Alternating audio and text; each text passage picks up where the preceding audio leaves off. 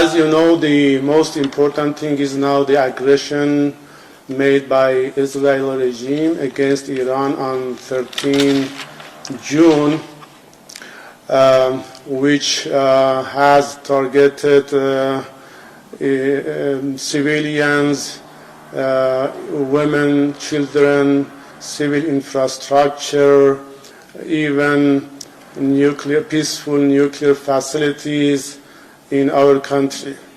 Israel has blindly targeted residential areas, populated cities without giving any prior warning and information, and by very sophisticated methods at midnight while the people have been at their homes, and they have targeted the homes of civilians, which led to big casualties. As you know, hundreds of innocent people, including big number of children and women, have been killed during these attacks.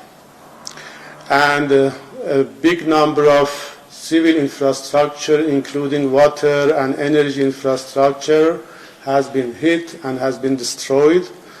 And there is a danger, a big danger around our peaceful nuclear facilities because of the possible explosion of the people not only in Iran but in our neighborhood to hazardous leaks.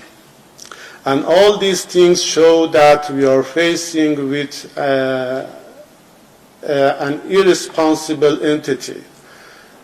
And the bitter fact is that this entity is supported by many Western countries, particularly United States, financially and logistically and militarily.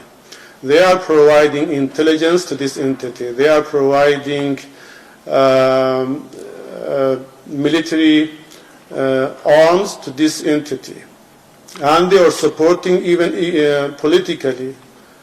And they are trying to justify what Israel has done.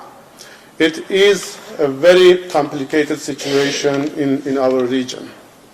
There are some things which should be clear for everybody. The first thing is that this is an act of aggression committed by Israel, no doubt about it.